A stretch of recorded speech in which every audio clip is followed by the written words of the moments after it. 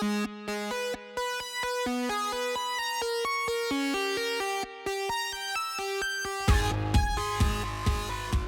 everyone, and welcome to EchPlays, and welcome to the second episode of Real Talk with Esh. I am Esh, the aforementioned, just in case that wasn't clear. Thank you for coming by. I'm sorry that these things have been so spread apart. It's been a really long time since we did the pilot episode of Real Talk with Esh. But I'm back. I've been streaming so much, just haven't had time to do one, haven't had really the inspiration to do one, to be honest. This is going to be a very special episode of Real Talk with Esh. It's a little late, but I'm going to do the year-end / year-beginning episode where I go over my favorite games of the year, some games that I'm looking forward to in the coming year, and some other stuff that we're going to talk about. So we're going to try to get through this as concisely as possible. I've already recorded this once back when it actually mattered, you know, when the year had first started, but it was like an hour long, and I just couldn't do it. I didn't like it. So I'm going to re-record it and hopefully be a little more concise, and I love you. So let's do this.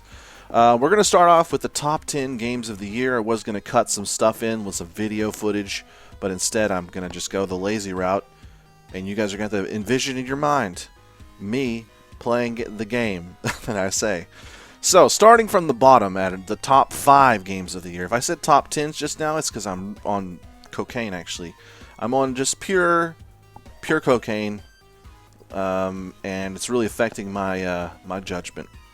So top 5 games of the year. Starting at number 5, a more recent release, Rainbow Six Siege. Now this is an interesting game because I have a lot of complaints about certain parts of the game, but the gameplay itself is so good and it's affected me so much that I had to put it on the list. And this list is based on how games have affected me, not necessarily whether it's the best game. It's just how I've connected with the game and how much fun I've had with the game. So games, and I'm going to go ahead and say it now, like Grand Theft Auto 5, that probably should be in the top 2 or 3 in most top games of the year lists, if you consider it a 2015 release for PC. It's not on mine because these 5 games were more compelling for me, and I played them more, and I had more fun with them.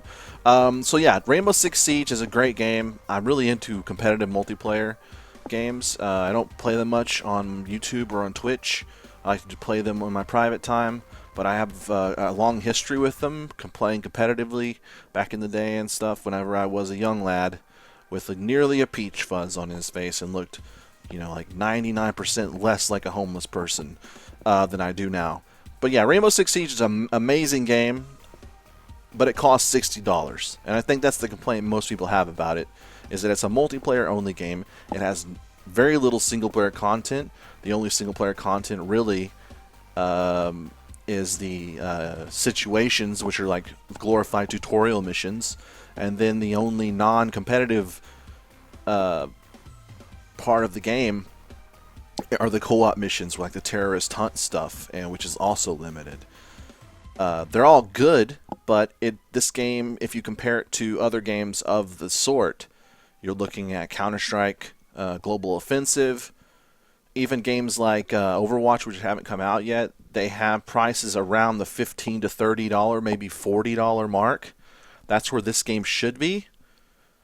I would even argue maybe it's probably around, I would say 30 as probably the max. I would stretch to 40 if I had to, but $30, this is a $30 game, if that.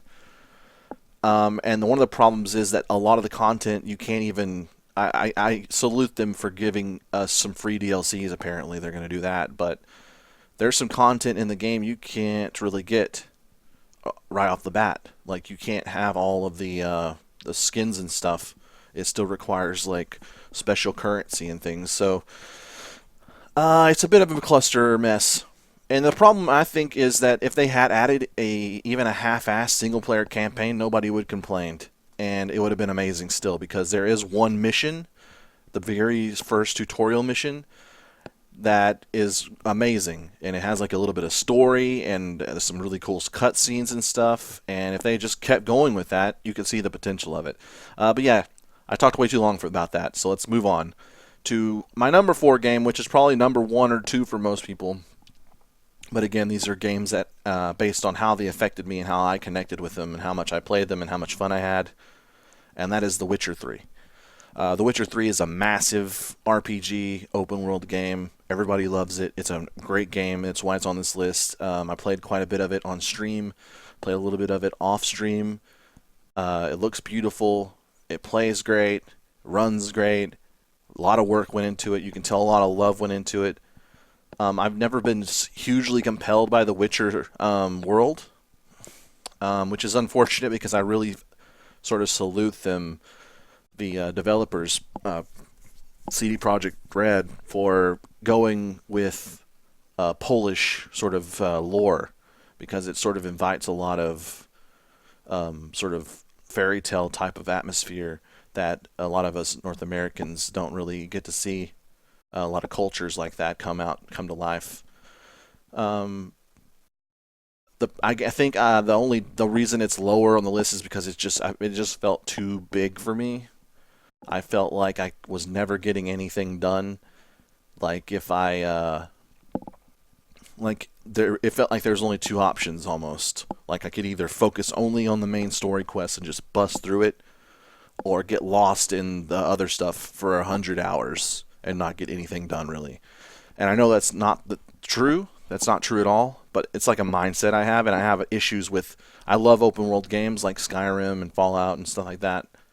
But this one is just so massive and it's impressive, but at the same time it's a little bit intimidating, and that's why it's a little bit lower on the list than it might be for other people. Number 3 on the list is Fallout 4, and it was tough to decide where in the top 3 this one would go, because I did play so much of it on stream.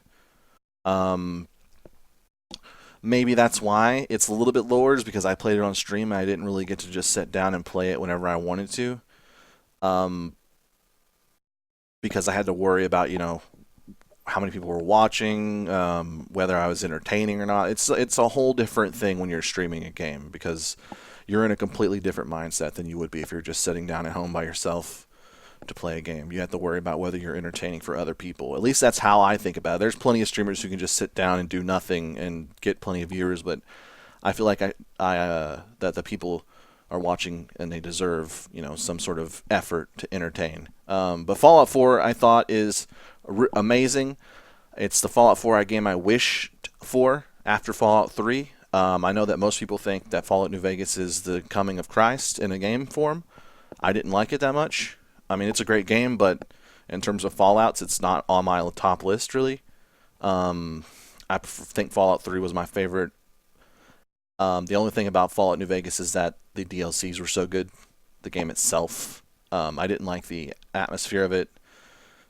Maybe it's because I live in Texas. Think about it, like the idea of like an Old West sort of setting may be intriguing for a lot of people, but it's not really for me, because that's everything.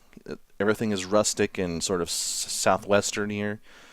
Everybody loves all the old people love westerns. You can't grow up without watching them. So maybe that's why one of the reasons I wasn't impressed. But with Fallout 4, it's basically the game that Bethesda would have made if they had made New Vegas. So it's more like Fallout 3 Part 2.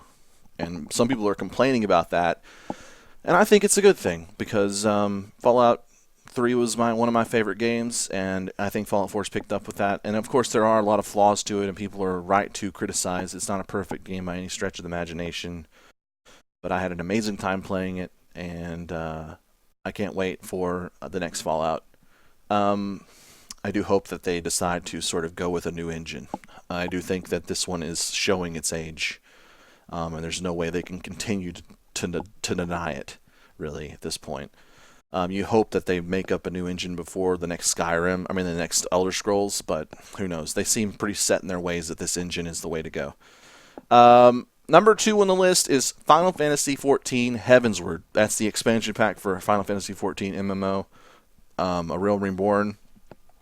You may know that one of my top 3 MMOs, Final Fantasy XIV A Realm Reborn, is on my list. And the first true expansion for the game did not disappoint. It was amazing. It's still one of my favorite MMOs. That expansion was brilliant. The story for the entire game, it's probably the best story of any MMORPG out there. going. So if you're looking for a story-driven MMO, this is the one. Heavensward takes that story, the cliffhangers and stuff that you're waiting for, and just expands on them and takes you to a new place. The raids are great as always. The new classes and stuff are really interesting. Everything about it was amazing, and it's a shame that even though it's picked up a lot of traction, that it's not. I feel like this is the game that everyone should be playing, not World of Warcraft. I mean, no offense to World of Warcraft, but I feel like Final Fantasy XIV should be the one that everyone's playing, even though it is dated in like its combat in a little bit, but I think it actually works to its advantage in a lot of ways. Moving on to the number one game, the game I'm currently streaming, Pillars of Eternity. What a game, everyone. What a game. Oh, I've been thinking about this game a lot.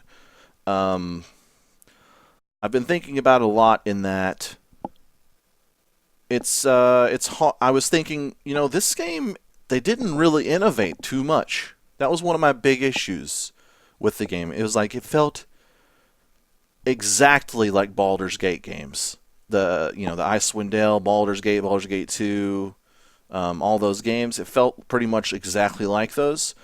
But I'm also playing Baldur's Gate Enhanced Edition right now for Retro Tuesdays on Twitch, and they really did improve it quite a bit. So I can't really say that as much. I think compared to a game like Divinity Original Sin, they're a little bit behind the times, both graphically and maybe mechanically, where they didn't really give you something exciting and compelling mechanically in combat and stuff. But for the most part, Pillars of Eternity is an amazing game. I love it so much. It's one of my probably in my top 10 or 20 games of all time. And it's my number one game of 2016. So if you haven't played it, do it. And if you want to watch me play it, come on by. We probably have a few more days left of gameplay for us to go. We're just trying to get level cap right now. Before we move on to the next segment, I want to go through with some honorable mentions because I'm just going to list them off. Number 6 would have probably been GTA 5, followed by Warhammer Vermintide, great game. Divinity Original Sin Enhanced Edition, which was given to people who had the original Sin game for free. And it added so much shit. It was amazing. Those Larian Studios guys know how to fucking run a developer and run a publisher. Heroes of the Storm. I really enjoyed that. And even whenever I want to play a MOBA, I try to avoid going to the other ones. I just play Heroes of the Storm. And then finally, Cities Skylines deserves a huge amount of mention. Great city builder. Did everything that SimCity didn't. Love it. It's a great game. Now moving on to the second segment, which is looking forward to. What am I looking forward to in 2016 in terms of video games? I did a little bit of looking up on Googling.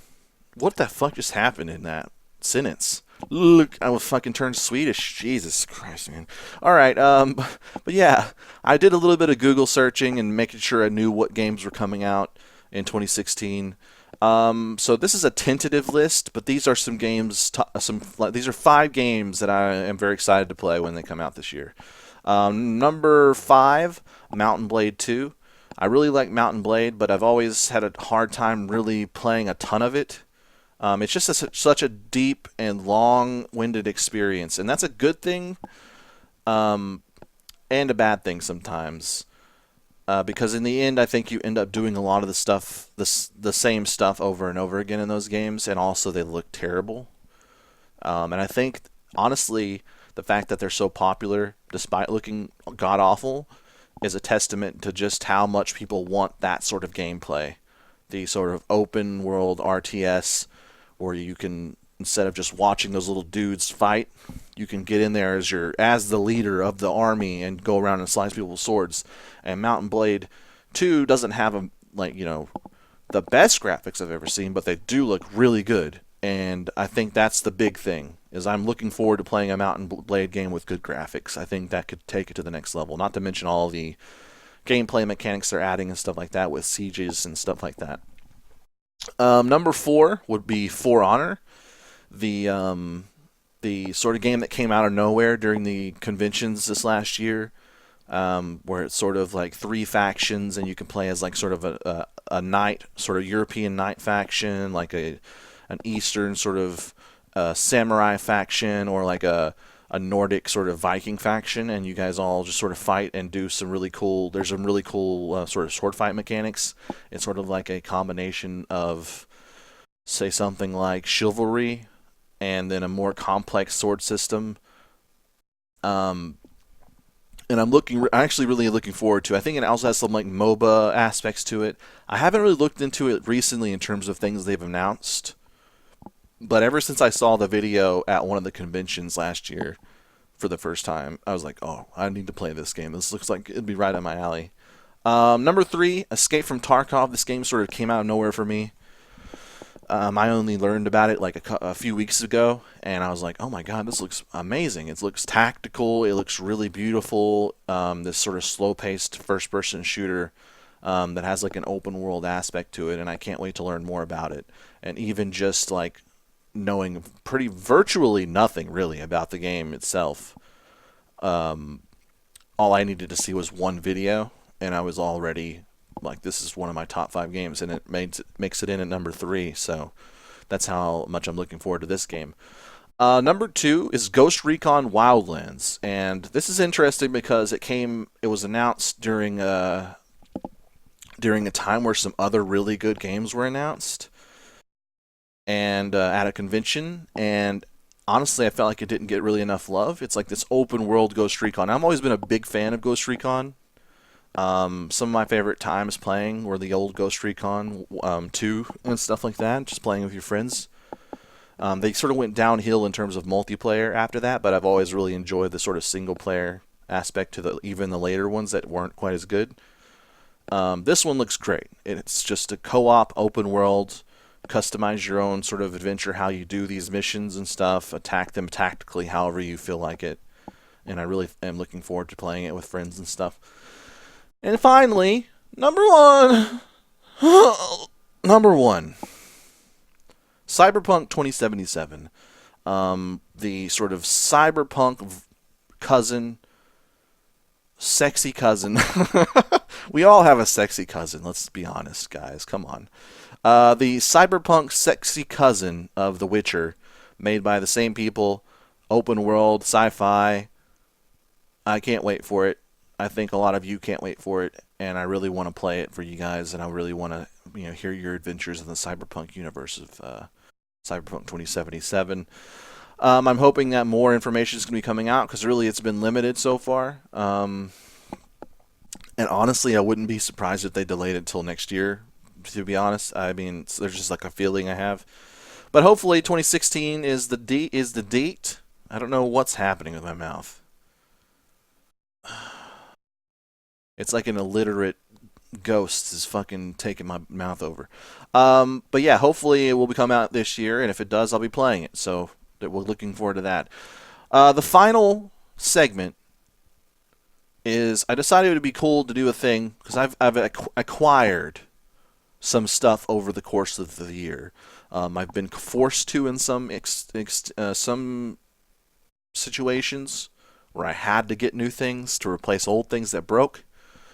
Exploring other new things, getting new things for gifts. There's a lot of new things that happened, and I was given and bought and things like that.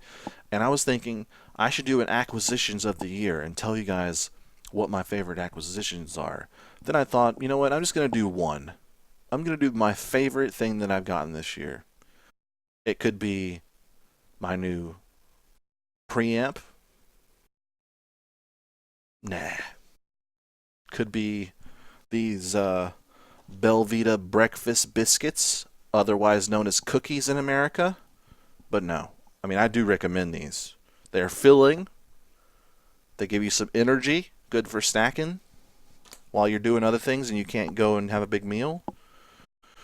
Could be this beard oil my girlfriend got me, because I've been oiling up my beard to make myself look a little bit more dapper. Right now it looks like I've just woken up from a fucking night terror, but but that's beside the point. It could be my new shower gel, makes me smell like fucking a manly flower. It could be anything. It could be my new phone that I got, a Galaxy S6 Edge. Good phone. Could be my new graphics card, 970. But it's not any of those things. It is instead a little thing called Clorox disinfectant wipes. There you go. And not only does it kill cold and flu viruses, which it does, it murders them viciously. That's not really my worry. In fact, I would say if you don't need disinfectant versions of this sort of things, then don't get it, because you're just gonna coddle your immune system. Just fucking suck those viruses up. Let your body learn to fight it with fervor, vigor, bravery. Let them become manly. No, but these are great because I get a lot of stuff. I'm living in filth over here, guys. I get spit all over the place. I open sodas and it just fucking sprays on my screen. I just eat at my desk full meals, just in my hand. I'm just like, living on the range over here. These things are the best. I've got like a keyboard with like a mirror finish almost. Just this smooth, glistening finish.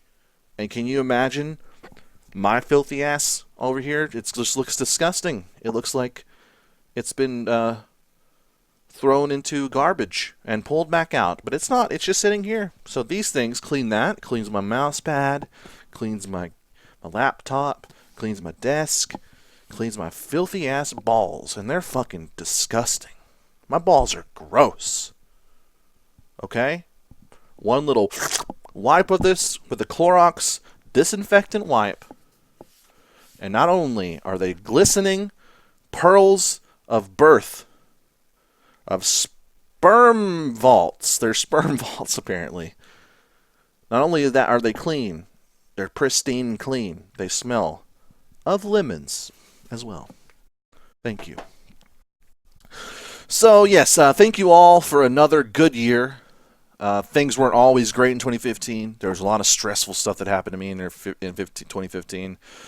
But the people who watch these videos and show up to my streams every day always make the bad times a little less bad. And that's all you can really hope for, I think, in life. I can't lie about, or lie to the people who come and are looking for YouTube content. I know that this was my main focus for 2 or 3 years, putting up videos every Monday through Friday. I can't lie to you guys. Things have been slow here on YouTube, and will probably remain very slow for the foreseeable future. Only having the occasional vlog like this, or perhaps a review. I was thinking about starting doing reviews again, since they're still my most popular videos. Or if there's a game I really want to record and play, but I don't think it's going to be good for Twitch, or I'm playing something on Twitch already and I don't want to stop playing it to play this game, I might pop up a short let's play of that. But for the most part, my priority is Twitch right now. I'm just having more success there, if I'm being honest. I'm having more success much quicker on Twitch than I ever did on YouTube. So that's my main thing. I love you, but that's just how things have lined up so far. I just don't have enough time to continue putting out new videos 5 days a week, and also streaming 5 to 6 hours for 6 days a week as well. So I'm sorry, but if you haven't been over to Twitch, you guys should come over and hang out, because we have a lot of great people over there. Join the orgy, okay? Come and rub up against one another. Get filthy. Join us in chat. We'll be playing some games and stuff. My resolutions for this year is the obvious: start working out again like every year, and also subsequently fail real bad like every year. But that is the life of fat Americans. So we infidels will continue to get fat, and you guys can continue to make fun of us for it. It's great. It's how the world goes around. I want to do... My other resolution is to do more. I want to make the production value even better on my streams and other content. I want to do more interesting things. I know I want to continue doing what I'm doing, playing great RPGs and sort of giving them my own sort of spin, making these crazy characters in them and stuff like that. That's my main thing, but I would also like to expand on that and do little side specials. Just make things more entertaining overall. Just go out, get a little bit out of my comfort zone in terms of content creation, and maybe do a little bit more eccentric stuff on the side. That's my main thing. I'm hoping that you will all stick around in 2016, and I hope that my Twitch channel continues to grow so that I can keep justifying hanging out with you guys by pointing at the growth numbers and stuff. So on that note, have a great 2016, everyone. I hope you do, and stay off the jank, kids. I love you all. Thank you all. I love you so much. It actually hurts. I just dry heaved thinking about how much I love you because I needed to feed you like a little baby bird, my love. And on that note, I think I'm going to hang up the phone. Fuck. Why do you watch me? It's terrible.